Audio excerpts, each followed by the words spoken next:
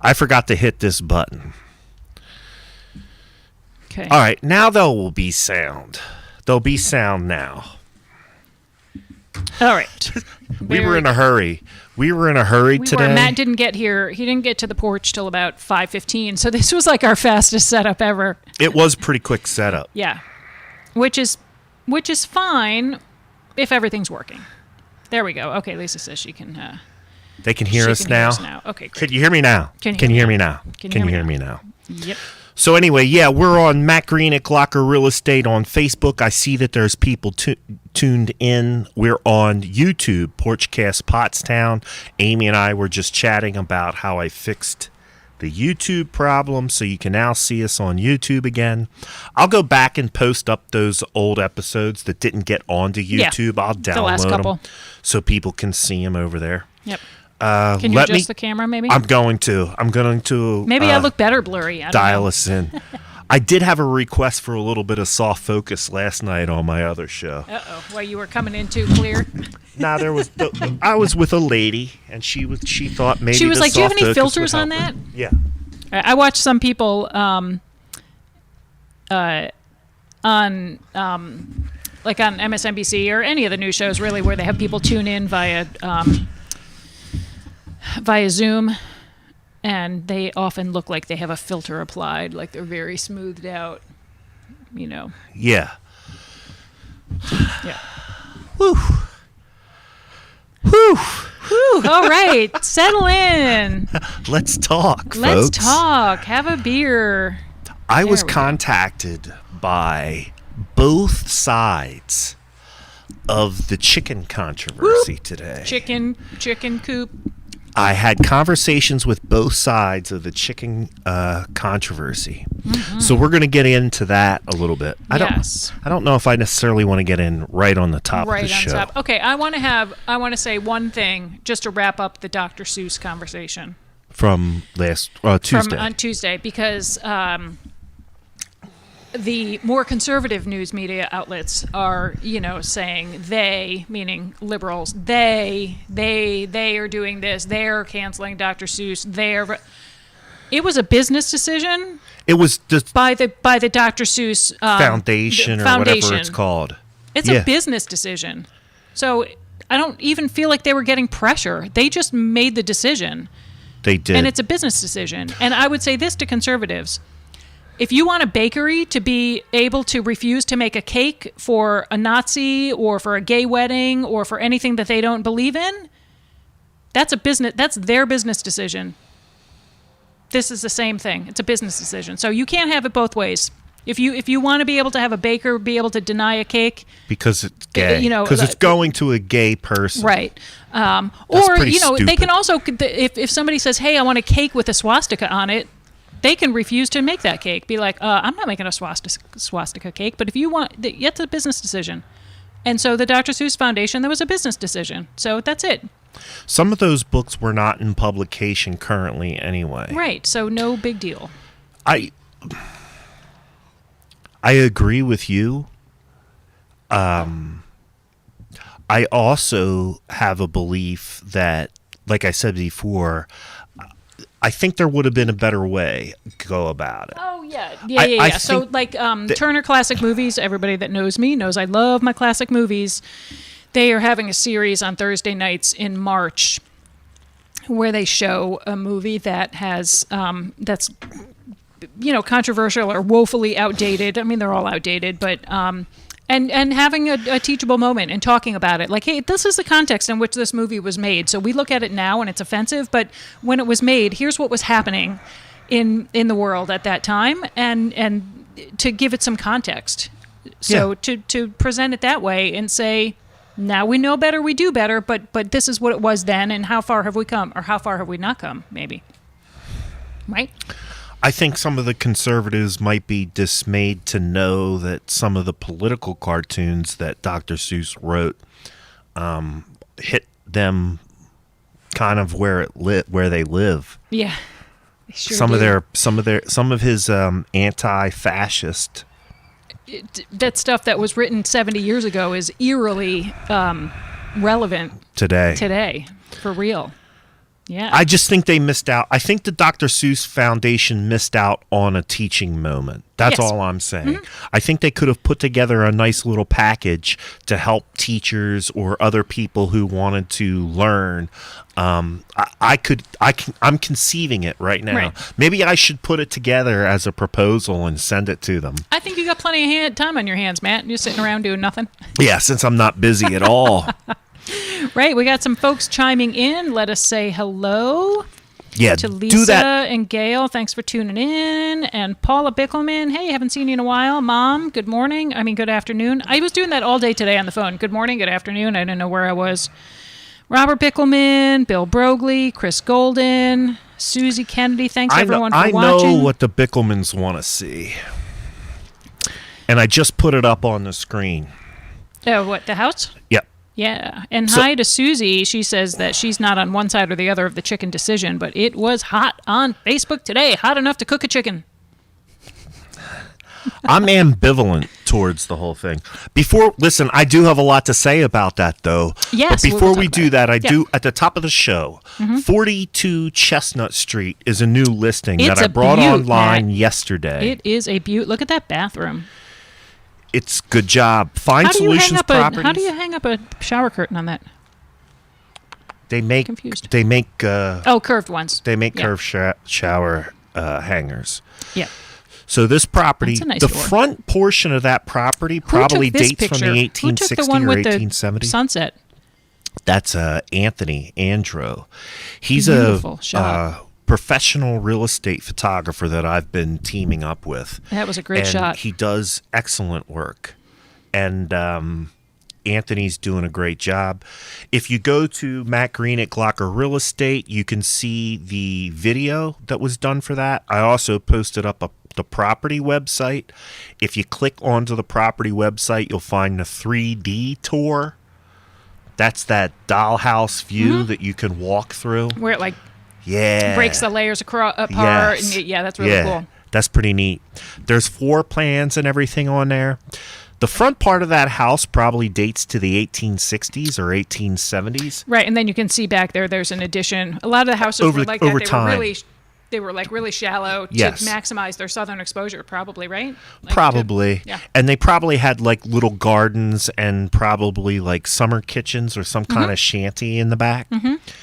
It looks like it's got a nice fenced-in backyard, too. It does. Yeah. The garage for your chickens. For your chickens, which we'll get to. The garage is a 2-car garage. That's been updated, I would say. The garage hasn't been completely rebuilt, but it was updated. Okay. And new backyard, new grass, new pavers. There's a patio, all new electric. Even the front sidewalk looks nice. The inside of the house has been completely replumbed. It's beautiful. Are those original floors there, or are they? Yes.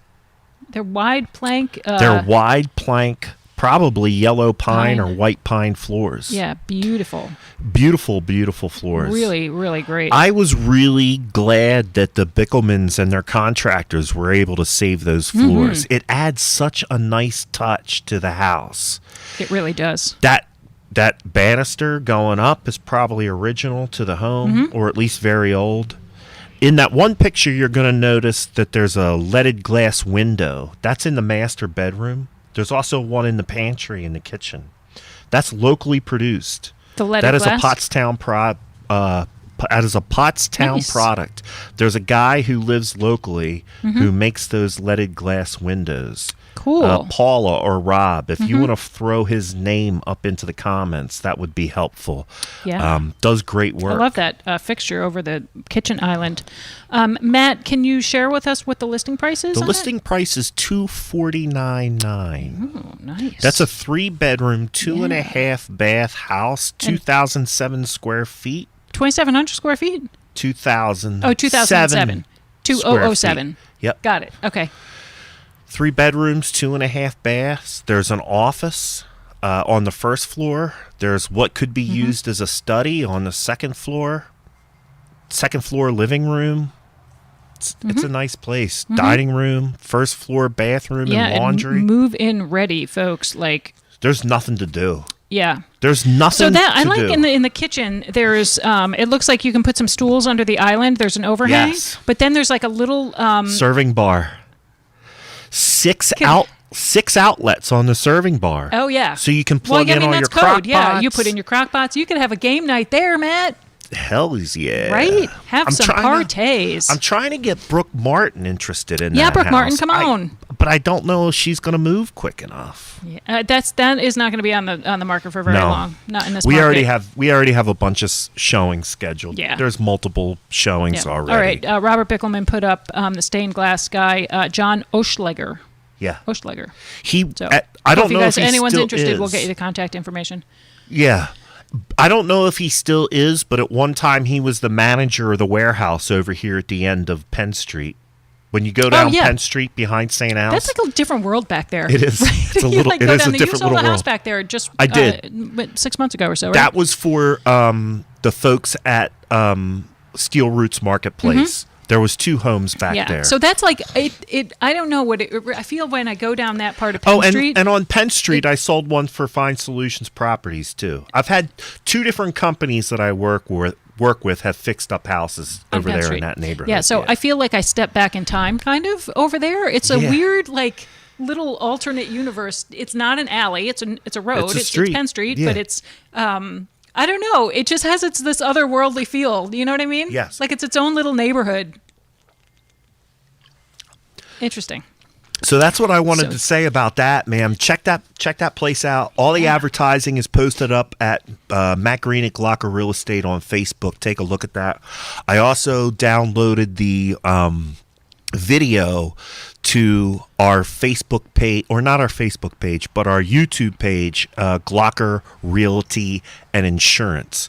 We have a lot of listing videos up there if you wanted to see the type of the work we're doing in order to promote and advertise and market our properties. Please take a look. I think we're doing more work than most of our local competitors. So if you are really looking for a real estate agency that goes above and beyond and is going to put together a very, very nice listing package for your property, please give me a call. That's what we're here for.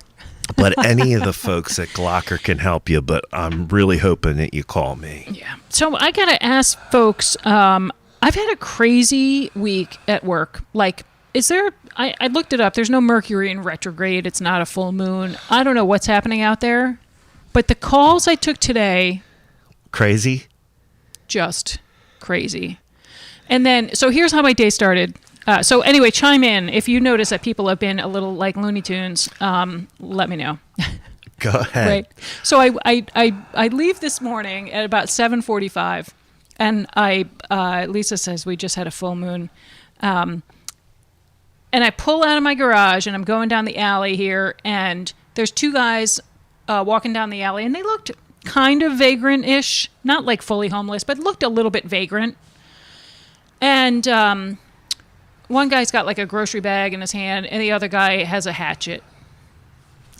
You know, just walking down the alley with a hatchet. So then I get to work, and one of our attorneys comes in, and he's got a stack of papers and a couple of files, and he puts them down on the table so he can take his temperature when he comes in. And on the top of his stack of files and papers is a hatchet. What? And I said, Josh, you're not even the first man I've seen today walking around with a hatchet. Top that. Like, what?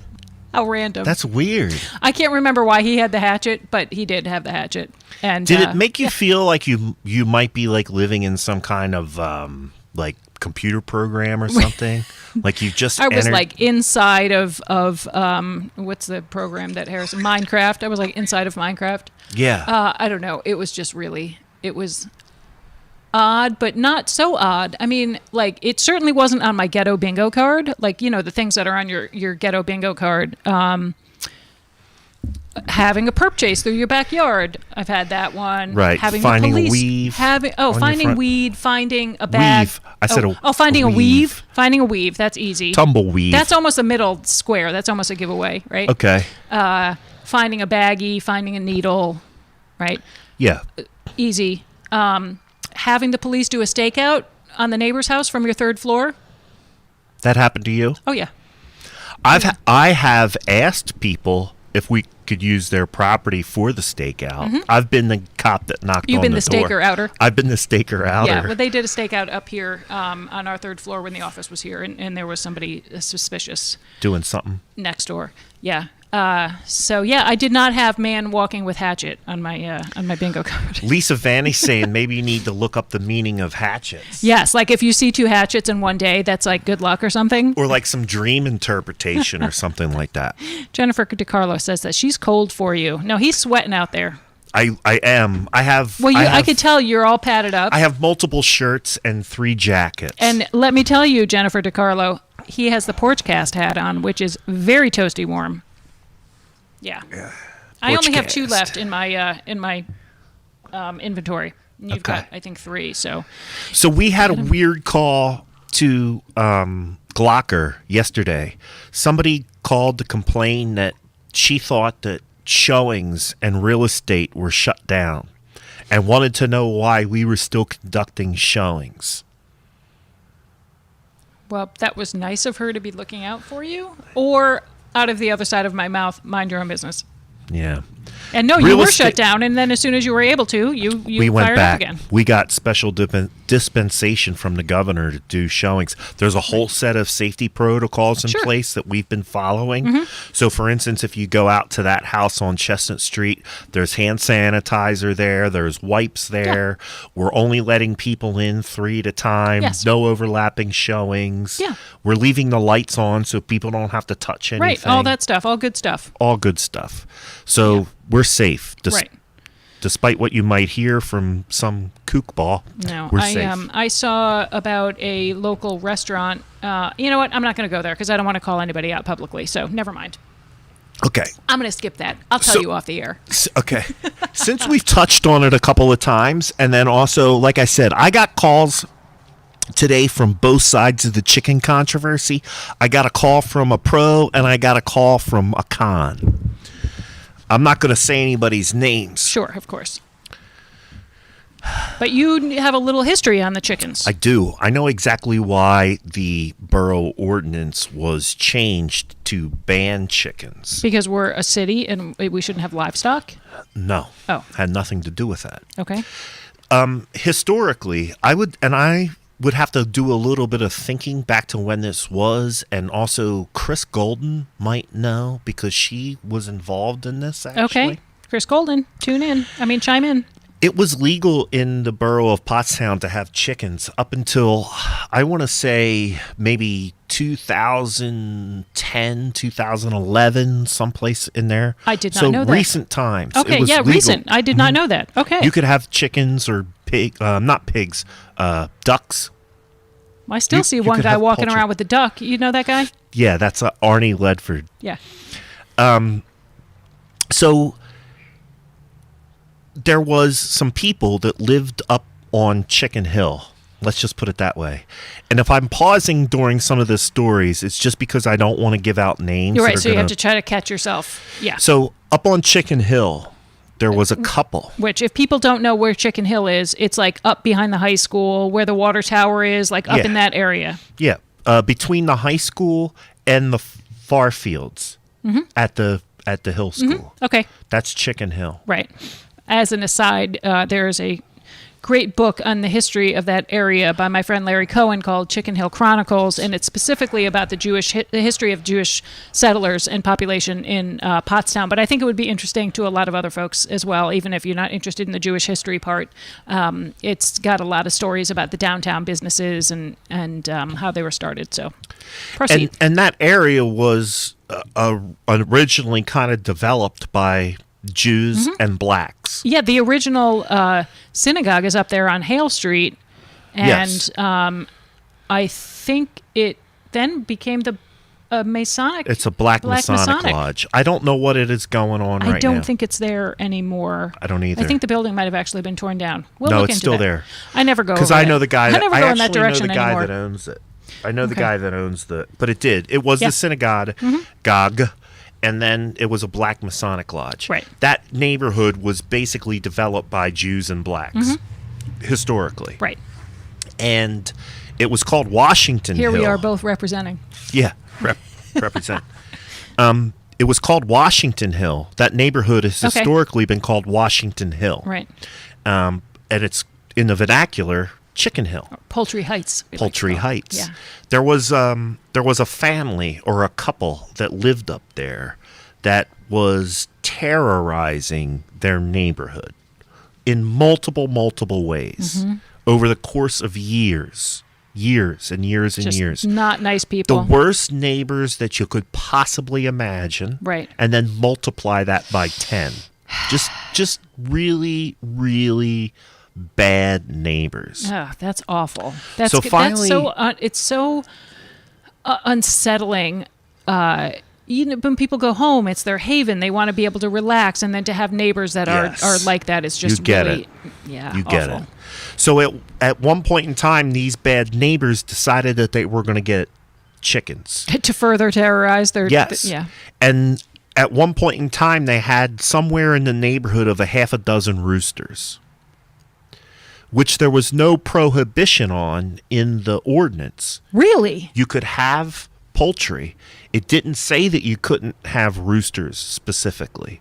So these folks had about 6 roosters that were making a racket 24/7. Not just in the morning, cock-a-doodle-doo. I would have gone full David Berkowitz on them. We got for real. calls. We got calls from all over that neighborhood. Now remember, I'm a police officer. I'm on patrol. That was my patrol zone. So I'm getting these calls. Please come up here for these noise disturbances. Right. It was chickens. Right. The way the Pottstown ordinance was originally written, was that the person who owned the animal could be cited if their animal was causing a noise disturbance. Right. But the noise disturbance had to be continuous for 15 minutes. So if we went up there at 2:00 in the morning and the rooster just cock-a-doodle-dooed once, there was nothing we could do about it. No. So I would imagine that still exists. Like if a dog is barking incessantly for an hour, you can yes, you can get cited. Right. Right. Okay. So we continue to go up there. So we know that there's a problem. This is an ongoing neighbor dispute. So literally, Mike Breslin, Officer Breslin, I believe he's still on the force. I haven't seen him lately, okay. But I believe he's still on the force. Mike Breslin and I go up there and conduct a stakeout for the chickens. We took our stopwatches with us. Okay. And we timed the chickens making a racket for 15 minutes. At this stage in the game, I had been up there multiple times, and I was even getting fed up. And you're like, all right, enough already with these chickens. Like, I mean, I get it. I get that the neighbors were like, something has to be done. But I would think that the police force says maybe moderately more important things to be working on. Maybe. Could have been a bad guy that needed to be caught. Right. Drug dealer. Could have been a perp that needed to be chased through my backyard. Could have been. Right. So anyway, we conduct the stakeout. We time the chickens for 15 minutes. I've already been out there multiple times because, again, it's my patrol zone. Right. And I know the neighbors up there. I'm starting to feel sorry for them, So we go back to the station, and Mike Breslin and I look up the ordinance. We have copies of this damn thing, right? Right. You have to know what you can do and what you can't do. It says that you have to write them a letter before you can cite them. I said, Mike, I'm not doing that, man. I'm just writing them the citation. The citation will be my notice. The citation and the letter rolled up in one. Okay. So I wrote the citation. I sent it out. Sure enough, we were back out there. Mike, after Mike sent the letter, Mike decided that he was going to send a letter. I sent a citation. We went back out there. So you had yourself covered because the letter went out. Right. Probably my citation was going to get thrown out, right? I knew that. Because there was a good chance. Because the letter hadn't been written or just because they didn't care? That's right. Okay. Because the letter hadn't been written. So then Mike goes back out there on another day, and he writes a citation after he sent the letter. Right, so everything's buttoned up. Right. We wind up in court. At the time, it was Judge Durkin. Okay. This is the MDJ when he was court. out in Saratoga. Yep. Durkin gets in an argument with me because I had argued with Durkin on something else, and Judge Durkin was not happy with me, but that was because some other thing that was flowing over from another issue. Yes. Okay. From my time on the Parks and Recreation Board. Mm-hmm. So Durkin gets mad at me, throws my ticket out, but I knew that my ticket was no good anyway. Right. But your partner, his ticket, they continue the hearing on his ticket. Right. Mike's ticket gets thrown out on a technicality. So now these people who have been using the chickens to terrorize the neighborhood, despite the best efforts of 2 Pottstown police officers, have now been emboldened because they've gotten out of the tickets. Right. Well, it turns out there was a lot of other things going on. They had nuisance properties. They had one property that was on the verge of collapse. And through time, I became the lead officer on this ongoing investigation. Right. And at the time, the district attorney's office for Montgomery County had a nuisance property division. Mm-hmm. They had an ADA that was actually assigned to this. To the nuisance property? Yeah. And sure enough, these people sound like, if anybody watches Shameless, it sounds like a Milkovich. It was bad. Family. Like, it was just bad. Really, yeah. They were hanging raw meat in trees. Raw meat. They would get raw meat and hang it from fish hooks in the trees around there, just to terrorize. They sound ill and dangerous. Yes. They had a dog that was this mean, rotten cur of a dog that used to bark in the sidebar. I almost shot the dog one day. Dogs take their personality from their owners, right? Yeah. Yeah. I mean, it was just, I could talk about this for hours, literally. Well, it's fascinating, and I hope that there's somebody listening. Well, we got a bunch of people tuning in. This is one of our biggest audiences we had in a long time. It's a hot topic, folks. Chickens. So, long story short, because I could, listen, this is all true. Right. This is all serious. But at this point, there's no ordinance against the possession of the chickens. Of having chickens or roosters. That's right. And this is not that long ago, folks. No. Right. I want to say it was in the 2010. 10 to 15 years ago range. Yes. Okay. Yeah. Yes, 10 to 15 years. I had been on the Pottstown police force for a couple of years by the time this happened. Right. And I joined the force in 2007. Yeah, okay. So I want to... Yeah, we're saying in the 10 to 15 years ago range. By the way, there's a whole conversation going on about... Good. A story about a bear. So we'll come back to that. Well, Nicole and Lisa, we'll come back to that. Okay. So what happened? Did the ordinance get changed? Yeah. As a result of all of this. Of that one particular bad seed family. Yes. But it wasn't, the chickens was part of that. Right. But what happened was, because these people were causing such a nuisance across a whole wide swath of laws and regulations. Right. It got wrapped up into this nuisance case that went to the Court of Common Pleas in Norristown. Okay. I was the lead investigator for Pottstown Police Department. Right. I got teamed up with a lieutenant from the Montgomery County Detective's Office. So now we have a Pottstown police officer, a lieutenant from the Montgomery County Detective's Office. Yep. You have an ADA assigned to this case. Yeah. And all the other sundry court officials that it takes to run a criminal investigation and a criminal case. Yeah, just as an aside, the financial resources needed for one a-hole family terrorizing their neighbors. It's amazing how much... Yes. I mean, we wound up in court multiple times. I had to testify. I had a file. And of course, they probably didn't have an attorney, did they? No, they represented themselves.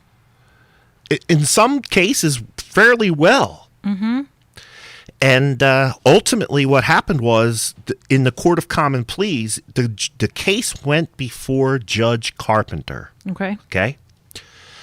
Carpenter wouldn't swing the gavel on the whole case, because part of the case was claiming this property back the borough or the county, the borough wanted the county to claim the property.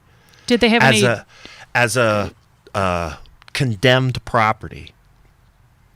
But we went in. We served. That's got to be a super long process. We served an administrative search warrant. We had to go in with an engineer and people from codes. Oh, to condemn it. I mean, there's a whole long process for condemning. Did you get to go in the house? So when they was served, it crazy town in there or what? Super crazy town. When we went in there, they had to serve the administrative search warrant with a police officer, right? Because I'm authorized to. Yeah. To serve search warrants. Yeah. So since it was my case and I was investigating, we had a team. It was 2 people from Codes, Charlie Weller, who watches the show. Sure. Steve Maskery, who was a retired sergeant from Lower Pottsgrove, who got a job as a Codes officer here in Pottstown after retired from being a cop. The engineer, myself, and John Daywalt, who was the animal control officer, because we were going into this house that had this crazy dog chained up along the side. Right. So we took John with us to deal with the dog. You would deal with the dog, and because also you never know what else you're going to find in there, right? Right. I almost shot that dog that day. The dog was on a chain. I didn't see the dog was on a chain, and he charged at John Daywalt and I. Just as I got my pistol up out of the holster, the chain snapped tight. My pistol and that dog's nose met each other on the side of that house. And John got startled and fell down the steps. It was a disaster. It was a disaster. John got startled and fell over because he thought the dog was going to jump on us. Well, sure. Yeah. Yeah. Dang. So when you see some of these people on these borough meetings who are upset about chickens, if John Daywalt's upset about chickens, I know why. Dude has some chicken PTSD. Probably. Right. But this was the family. Yeah. They still live in Pottstown. Okay. And I guarantee you let those chickens come back, they're going to be the first ones. They're going to go right back at it. Well, they don't seem like the kind of people that would follow the law anyway, so. No. Right.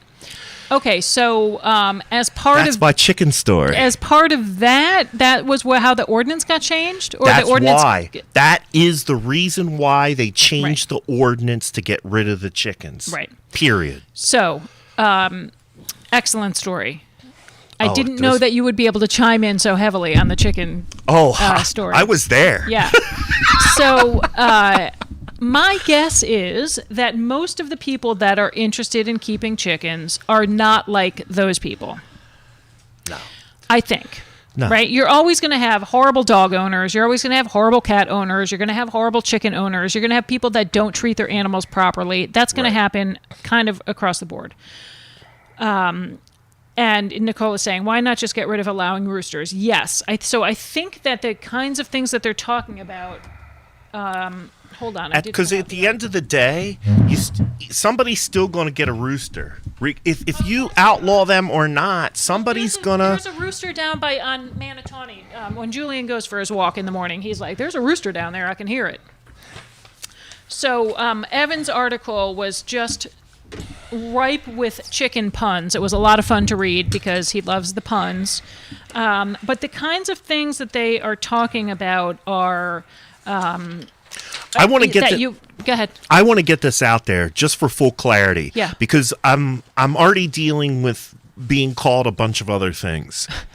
I'm ambivalent on the chickens. Mm-hmm. I don't care either way. Yeah. If they allow them back, I could care less. Right. If they keep them banned, I don't care. You're neither nor. My thing is, as a sage, as a wise man in our community who was there, you're opening up a Pandora's box. Right. Be prepared. Right. That's all I'm saying. So, hi, Kathy. And, Gail says that she used to hear the rooster every morning. So, yeah, she could hear it from where they live over there. Gail who? Gail, my mother-in-law. So they live up over on Glasgow. Oh. And she said she could hear it in the morning. So, yeah, they're talking about things like not allowing roosters, needing to get a permit, having to have your neighbors sign a off petition on allowing you to have the chickens. Which, guess what, folks? That's a solid pass from the wolves. But imagine that your neighbor wants to get chickens. You say, no, I'm not signing it. And then you have all this bad will between your neighbor and yourself. It could be really uncomfortable. I would probably just sign the petition and say, yeah, go ahead. Because, like, maybe I'm okay with it, but then I want to go sell my house and somebody's looking at it. They're like, I'm not moving next door to no chickens. I'm just saying. There's all sorts of scenarios. So here's what happened. I got a call. Remember, I said I talked to both sides of this story today. Yep. The other side of the story, the con side of the story that called me today, specifically called me to find out whether or not the presence of chickens in a neighborhood would devalue real estate. Mm-hmm. There's no information. There's no precedent. There's no information. The data's never been collected. Right. I did find a bunch of articles that talk about specific situations and kind of some anecdotal evidence. Right. But it's pretty inconclusive. Right. I would put the chickens into the category of a pool. Okay. So some people want pools in their backyard. Some people don't. Right. When some people are shopping for a house, they don't want to move into a house with a pool next door because they're worried their kid's going to climb over the fence, fall in the pool, blah, blah, blah, blah. Right. So I would put it in that category of pools. Mm-hmm. If it's valuable to the buyer, chickens probably have some value. Right. A chicken coop. Right. If not, the buyer might pass on that property, but there's something else out there for them. Right. I wouldn't ever. Well, not now there isn't because the inventory is really low. But so that leads us into this. Right. And this is the point that I made today too on the back of this chicken thing. Yeah. Is right now the inventory is so low. It's a 22-year high seller's market. The inventory is so low, there's hardly anything for people to look at. Right. So in this kind of a market, chickens are not going to matter. Not going to make a hill of beans different. And the fact, if you had a hill of beans, the chickens might eat them. So unless then there would be a lot of there's chicken poop. Right. Saying. Yeah. Unless there's some complete financial collapse, chickens aren't they're not going to detract. Right. No. So the other kinds of things that I'm worried about are smell. And you know, I know that there's a lot of chicken owners that take very good care of their chickens and are you know, it's not a smell issue. No, it could be the same thing with the dog. There's an opportunity for it to be. Did you ever live next door to somebody that did clean up after their dog? Yeah, there used to be somebody that lived right there, and she used to let that dog come in my yard, and it was a giant dog, and you know what that means. Yeah, right. Big poop. So I was like, if that dog goes in my yard one more time, I'm calling the cops. So like, get a grip. Like, yeah. Well, there is an ordinance. There is a dog law that says if the poop is too much and too smelly, you can get cited for having a unsafe, unsanitary condition. So another thing that I'm concerned about, and I don't know what the research is or what the data is, but what is the possibility or the potential for the spread of disease from chickens in an urban environment? Yeah, I don't know. Right? Now we live in a world where animal-borne diseases are a major concern. You got avian flu at like every other year. Corona-19. Yeah. Yeah. So what is that? That's got. So I'm not just flat out anti-chicken. I'm not. I'm interested to see how it might move forward with a lot of restrictions, but what kind of those restrictions, how are they even possibly going to be enforced, and what sort of burden does that put on L&I and on animal control? And considering the fact that we have 2 animal control officers who basically service almost the entire portion of western Montgomery County and parts of Berks County. Oh, are they John county? Daywalt. They're county employees? No, the dog catcher is hired as a contract employee by each township or each borough. Got it. So, but John Daywalt and his wife, now things might have changed. Remember, I've been out of law enforcement for 6 years, and a lot changes in 6 years. Sure. But for a long time, John and then his wife went to school. It's a state certification. Yeah, licensing. You have to pass a test and go to school and everything else. Right. Dog catchers can make arrests, write citations. If they go through the right training, they can carry firearms. So John was already a constable.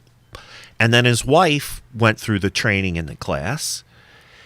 As far as I know, they're the only 2 licensed dog catchers in Western Montgomery County. There's nobody else. So they're not a borough employee strictly. So they're the borough pays them per case. So when they get a case that they take care of, they bill the borough for their services, or Lower Pottsgrove Township, or West Pottsgrove Township, or wherever. So Tara Cifelli, hi Tara, thanks for tuning in. She says they had chickens that were right next door from us. They moved now, thank God, but we could not open our windows on that side because with the summer heat, no matter how clean it was, it smelled horrible. Tara's giving a shout out to John and Tracy.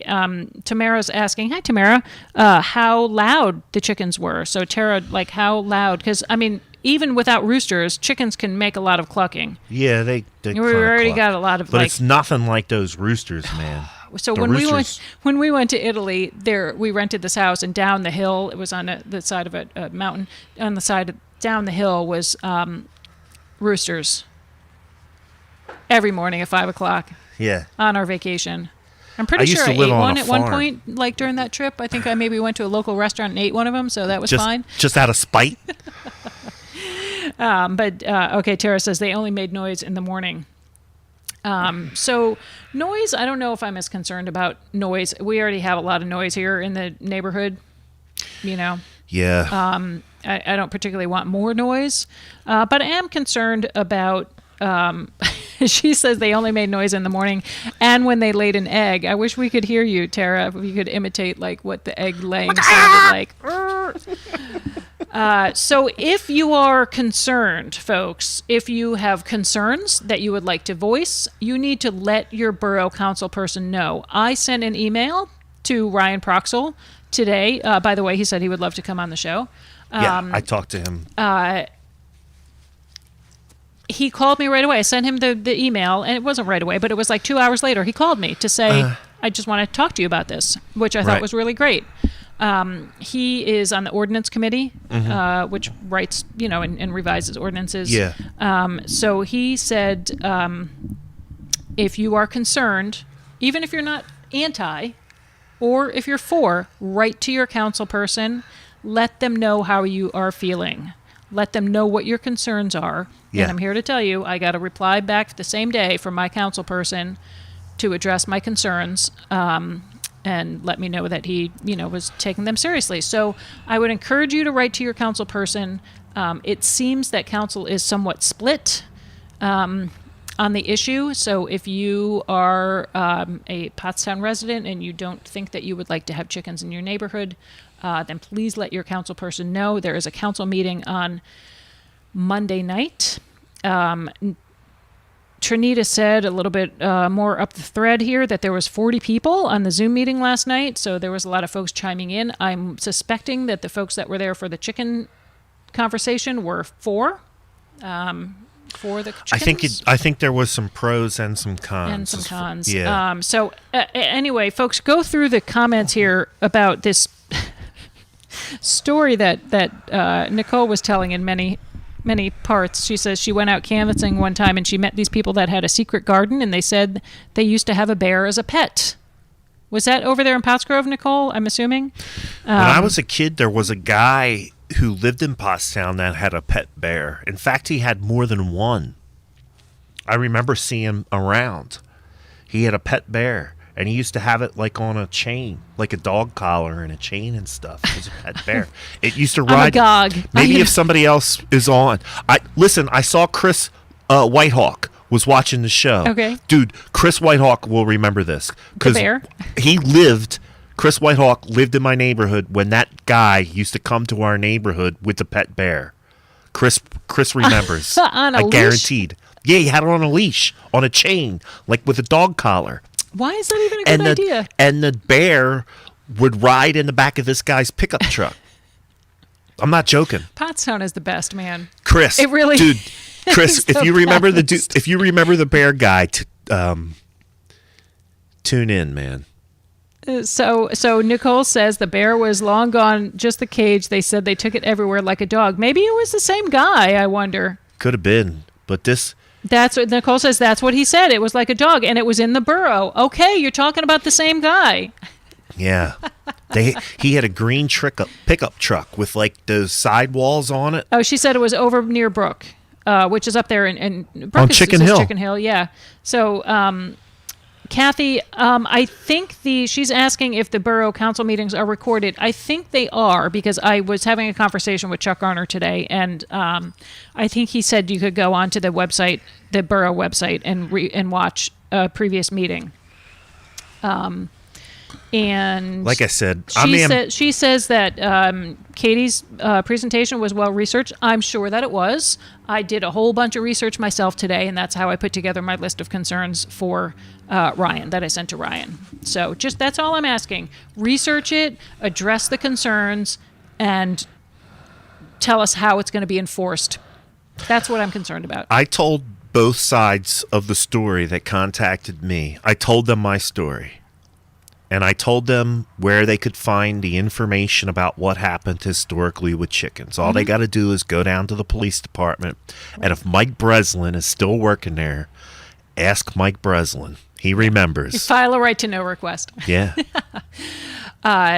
So if you went down there in the right way and talked to the people in a nice way, they would get you the reports without having to file a FOIA. I'm sure there's probably some news reports too. I've given, if you go back and listen to the way I told the story, I've given you enough clues that you could find out what was going on. Right. And I'm sure there was newspaper articles and I know there was, because I was in one of them. Oh, right. I'm gonna dig it up. That way you don't have to feel like you're giving up. It's all public. I just didn't say anybody's name. It's all, everything that I said is in the public record. Yeah. I just didn't say anybody's name. Right. That's it. Yeah, I get it. Yeah. So I think also that people need to know that having chickens is not easy. So I did, when I was doing my research, there were articles about people that got chickens because they, for all the right reasons, and then realized that it was not for them. So just make sure that you're just like getting a dog or a cat or any pet. I was just going to say the same thing. Know what you're getting into. The shelters are full of animals that people thought would be cute and cuddly, and then they couldn't hack it. Right, or they leave them behind when they move. There's horrible stories. So there's always going to be people like that, whether you're talking about chickens or dogs or cats or any pet. But just know what's allowed in your neighborhood. Yeah. If it's not allowed, don't do it. And if it is allowed, know what the rules are, and also do your research and make sure that you're being a good pet owner. So I have visions of one day moving to the country. I have lived in the country in other portions of my life, and I want to go back at some point. Mm-hmm.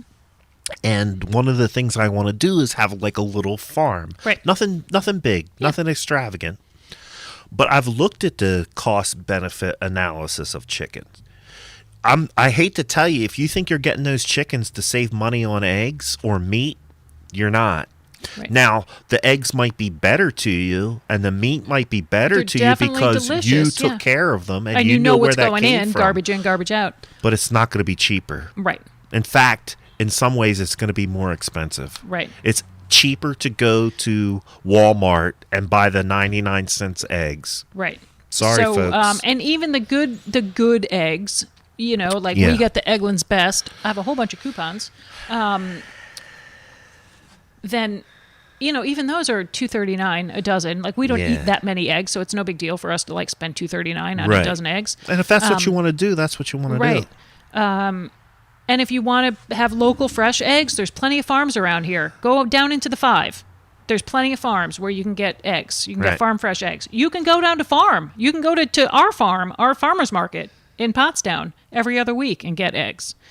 Nicole Vickers-Matz is saying she'd be crushed if she had to give up her chickens, and she's also saying they are expensive. Yeah. And Nicole, I want to remind you, you got some trout last season. Still waiting for my eggs. Yeah. Speaking of. Trout season's coming up again, Nicole. We're going to go this year. Can we, we talked about going. You should get your fishing license. Okay. Yep. I'll show you after the show. I'll show you exactly how to do it. And then we'll do some shiojaki out back. Yes. Yeah. So Kathy says that Katie suggested to council that all potential chicken people will be required to take some sort of course on chicken stuff. Yes, Kathy, that's a great idea. So if you want to maybe get the Hobart's permit, Run would want to incentivize that class in some way, shape, or form. If it passes. Yeah, or Mosaic. Maybe Mosaic could offer a class like that, because I think one of the things that somebody said somewhere in my research was about the manure. Composting the chicken do? Yeah. And using the manure at the community gardens. Yeah. That kind of thing. Sure. So, yeah, that's what I'm talking about, Kathy. She says we're good eggs. Thank you. See I what haven't she heard did that there? for a while. I did. Yeah, so take a course. Know what you're up against. If you want to get the permit, you have to know what you're doing. So that's all I'm saying. I'm not anti. I'm not either. I'm pro responsible chicken folks. Yeah. Maybe it was Ryan that told me the story this afternoon about somebody that had started with 5 chickens, and then they had 20. Yeah. Because the profit, the margin wasn't there, like with the cost benefit of just having 5 chickens. So then all of a sudden there was 20 chickens in the yard. Yeah. So that's it. Just be that's why poultry is grown on huge farms with hundreds and thousands of chickens, because you can't make any money on the eggs or meat unless you're doing it on a huge large scale. Right. It's the only way it becomes cost effective. Right. Which is, that's got You're its not own... going to be doing that in your backyard on Evans Street. No. You're not. No, but if you want to just have pets, if you want to look at it as pets, I'm all for it. then that's fine too. A pet that occasionally will allow you to make an omelet on Sunday. Right. And if anybody does get chickens and they want to give me some eggs, that's fine. Yeah. I will be a gleaner. Here's the other thing too. The chickens get to a point where they're too old to be productive. Well, so now you're going to have... Like any other female, they at some point stop producing eggs, right? This is the last thing I'm going to say, and this is going to get me in trouble, and I'm actually going to say it because it's going to be bombastic, and then people won't want me to talk about it anymore. I'm bracing myself. The chicken gets to a point where it can't lay eggs anymore. Well, that's what I just said. It becomes unviable. Any other female, the same thing happens to any female. You don't make eggs after a certain point. So usually what happens in a farm setting, I lived on a farm. Right. The chickens go to get butchered. Yeah. Well, I'm imagining a whole bunch of vegetarians who are buying these chickens being all crunchy and granola that aren't going to have the wherewithal to take care of the chicken, if you know what I mean, once the chicken has reached its life cycle. That's why they should take the class, so that they know what happens at the end of the chicken. So the chickens, if I would think a person like that you're describing would maybe just be happy having chickens like as pets. I don't know. What's the lifespan of a chicken? Nicole, how long do chickens live? The commercial ones don't last very long. The commercial chickens, like the kind of chickens that are raised on the farm, either for meat or eggs, they don't last very long. But how much does a natural, maybe. How long are Nicole's chickens going to live? I don't know. I don't know what that lifespan is. The ones that we had on the farm that I lived on would come in the spring. They would come in the spring as chicks. They'd get raised up in chicks. And then by the fall, they were heading off to the butcher. Well, they don't just lay eggs for like a half a year. Yeah. And then as soon as they went to the butcher, we'd get the new round in. We get the new rounds of chicks. She says it depends on the breed, maybe 8 years. And how many of those years are they egg producing? Are they productive? Sorry, Nicole, to put you on the spot with your chicken knowledge. We turned the chickens over at the farm that I lived on pretty regularly. There was always a batch of chickens getting sent off to the butcher shop. Right.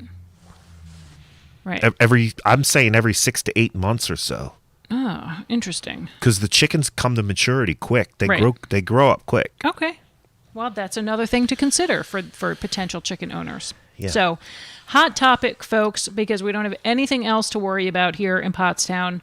But if you are concerned, if you are for or if you are against, or if you just have questions and concerns, please do reach out to your borough council person and make sure that they know how their constituents feel on the topic. Go down to Springton Manor Farm in Chester County.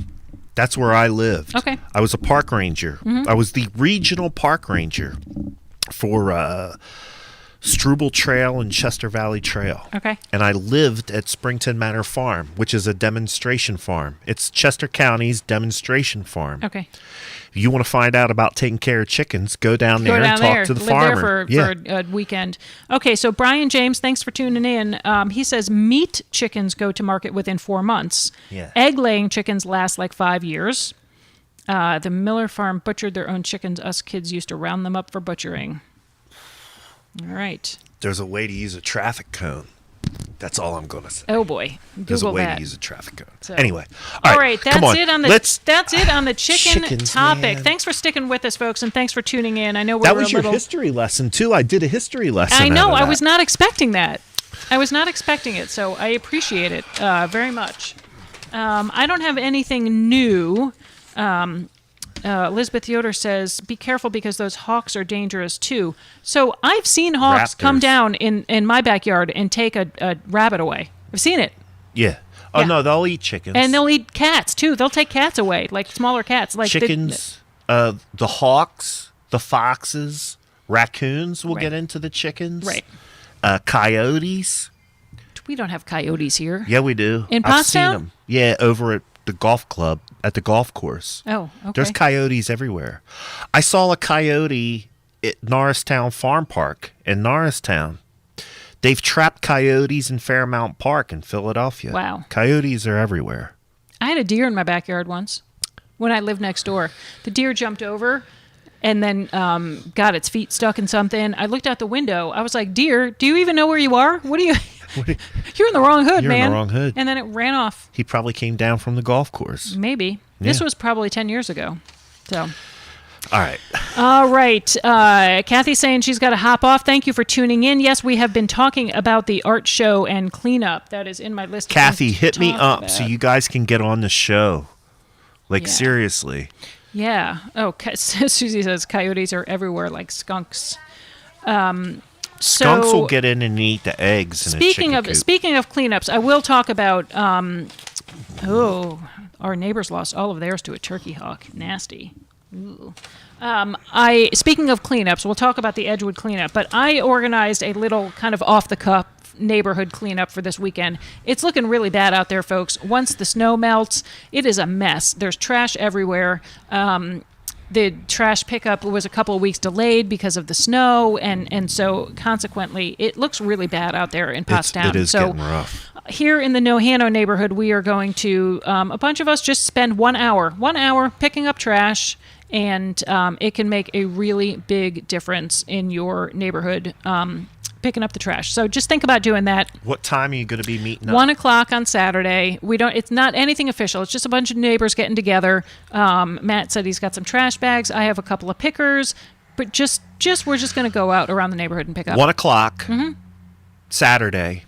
Meet at the corner of Hanover and Walnut Street if you want to participate in the Nohano Porchtown trash pickup. Yes, or in your own neighborhood. Like, go to your own neighborhood and you don't even have to walk that far. Just go up and down your street. Stay in your own hood. And pick up some trash. It really does make a really, really big difference. It does. So the Edgewood show, speaking of hawks, because Edgewood Eddie is the friendly hawk who lives at Edgewood Historic Cemetery. Saturday, April 10th, set up at 8 a.m. Cleanup. The Edgewood cleanup is from 9 to 1, or whenever you want. Just go over there and clean some stuff up. But this is on Saturday, April 10th, and along with that, they are going to have some fundraising activities and an artisan show. So if you are a craftsperson or an artisan and you would like to set up a table, it's $25. And you can sell your stuff over there at Edgewood, which is a beautiful, beautiful 13-acre cemetery in Pottstown, a treasure. What's the date for that again? April 10th. Rob Bickelman was asking. So the information here, it's all over Facebook. Just Google either Hobart's Run or Edgewood, and you can reach out to Bronwyn or Andrew regarding the cleanup and the art show. Went over all of this. The PPP loans, the second round for small businesses is open through March 9th. Then it opens up to other businesses up to 300 employees. But if you are a business under 25 employees under 20 employees, and you can demonstrate a 25% loss in revenue between 2019 and 2020, then you are eligible. And let me tell you, folks, the application is very easy, and the money, if you are approved, comes in very quickly.